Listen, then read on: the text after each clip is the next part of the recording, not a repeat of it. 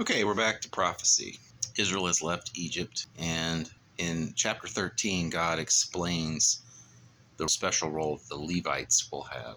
They won't get a territory within the promised land for themselves. They will get cities amongst the other tribes, and they will be specially dedicated to be priests, servants in the tabernacle and temple, etc.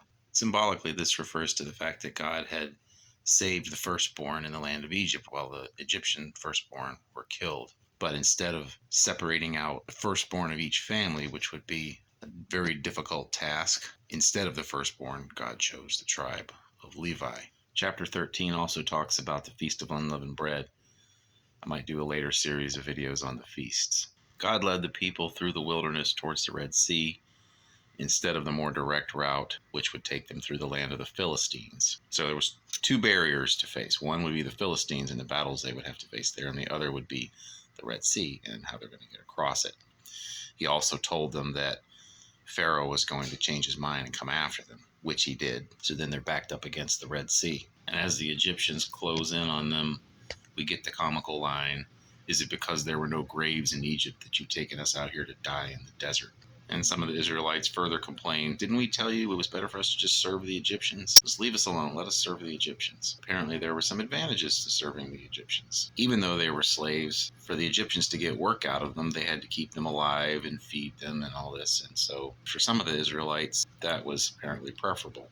And we see a parallel to this today. A lot of times when men are in prison and they get out, they have a really hard time. And sometimes they decide they were actually more comfortable in prison because they knew their place in prison. They got their physical needs met. They didn't have to worry about where their next meal was coming from. So some men just get so accustomed to the life in prison, which is a form of slavery, that they actually choose it. So with freedom comes more responsibility. I may be free to do whatever I want, but I still have to make a living, versus having to do what someone else tells me, but not having to worry about the basics of life.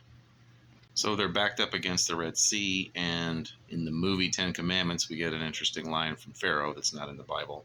He says, the God of Moses is a poor general to leave him no retreat. Well, in human terms, this would have been a very bad strategy to send them by the Red Sea and have no way to get out. But this is where we get the miracle of the Red Sea parting, which God told Moses would happen, and he prophesied this to the people, and then it happened, and they crossed the Red Sea.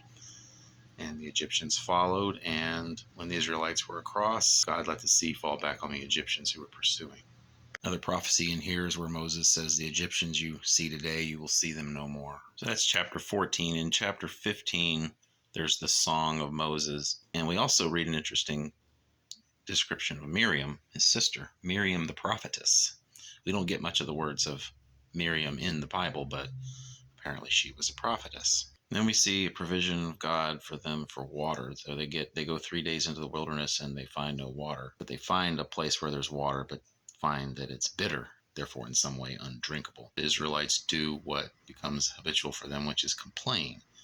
And if we had been back there with them, we'd have probably been doing the exact same thing. So God tells Moses to cast a log into it, and Moses obeys, and the water becomes good and drinkable. And we get a great prophecy, a great promise at the end of chapter 15, where God tells them, if you obey me, then you'll get none of the diseases that I put on the Egyptians. So God promised to take care of them if they would obey. When we get into chapter 16, the problem becomes, what are we going to eat?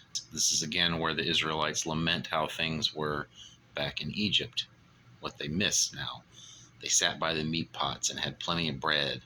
So they're looking back with nostalgia on their situation in Egypt, which had its problems, but there was plenty to eat. They didn't have to worry about what they're going to eat. And this is where God starts to provide them manna from heaven.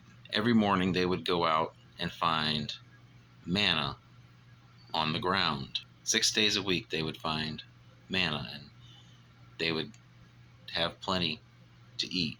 They were to gather what they needed for the day. Whoever gathered little didn't have too little. Whoever gathered much didn't have too much. It was the perfect amount that they would gather. They were commanded, however, not to leave any of it over till morning, but some of them did, and when they did that, they found it had bred worms and stank. The only time they were to gather more and save it till morning was the day before the Sabbath. They were to collect twice as much and save it for the next day, and then it wouldn't go bad overnight. God also gave them quail to eat. So the meat and the bread that they complained that they had plenty of in Egypt, God gave to them in the wilderness. But then in chapter 17, they run into another water problem. This time, God provides them water out of a rock. So they are again provided for. They're provided manna from heaven to eat and water from a rock.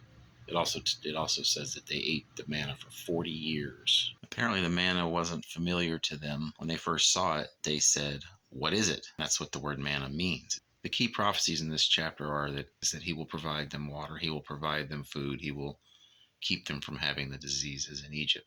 At the end of chapter 17, the Amalekites come out to fight Israel. They battle and they discover that while Moses' hands are in the air, the Israelites are winning. But when he lets them down, the Amalekites are winning. They bring along Aaron and Hur to hold his hands up.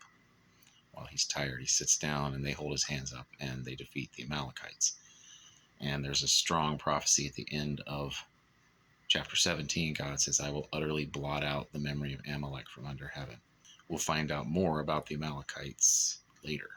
So God freed Israel from their bondage in Egypt. Then he let them experience hunger and thirst for a short while before he provided all the food and water that they needed so they would learn to rely on him. But they were tempted along the way to return to Egypt. Likewise, we who become freed from our bondage to sin in Christ, we can sometimes want to return to Egypt, to return to our bondage to sin.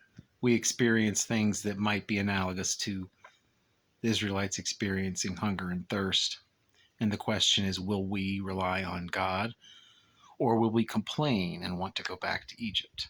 When Christ releases us from sin, we don't go straight to the promised land. We experience the desert for a while. And that's where we're tried to see if we really want to go to the promised land, if we really believe in the promises that God has made, or whether we decided we just like the bondage of Egypt better.